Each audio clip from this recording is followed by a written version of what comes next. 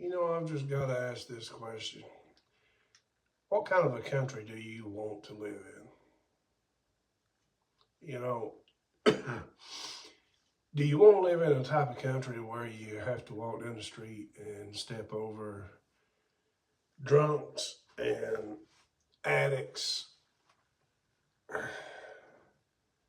you want to live in a country where you have to deal with flash mobs going in and robbing your business and you can't do anything about it? Do you want to deal with laws that make fentanyl a misdemeanor?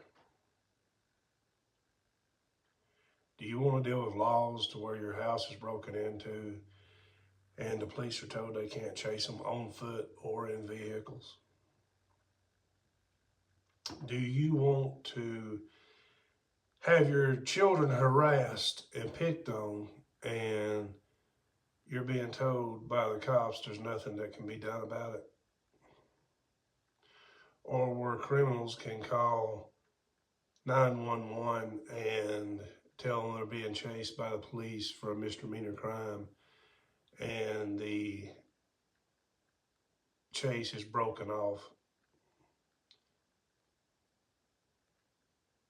because they believe the criminal over the law? Do you want to live in a world where you can put things on social media like more cops in a box saves lives, but you can't put anything up there about putting a criminal away saves lives because it goes against the protection of that special group?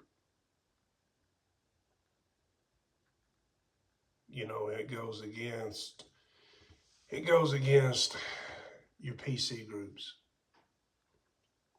And if you look up some of your PC groups, if you look up some of your PC groups and you look up some of your special interest groups are your Not Fucking Around Coalition, who has made, one of their number one priorities rebellion against police and genocide of the white race.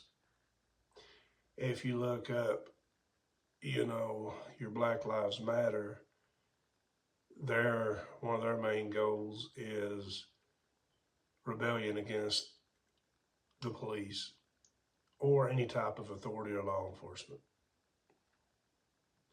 And,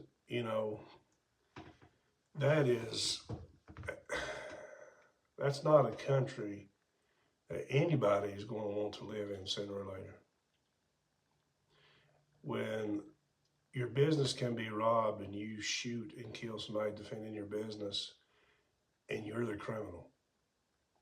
When you are told to let people steal and just videotape. You are not a victim.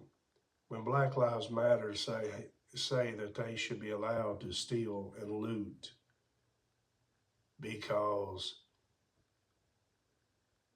they're owed it. You're not owed nothing. There's nothing in this country anybody is owed. The only thing you owe is the same respect that you show somebody else. And that is dead and gone in this country. Because social media has made it way too easy to talk shit about somebody 500 miles away without taking accountability or responsibility for it. And the Act 230 does not hold any of social media responsible for what they post or say. They can discriminate, even though it's illegal, they can discriminate against you. Now, they won't discriminate against the black man, but they will discriminate against the white man. And I have proven that several times on Facebook.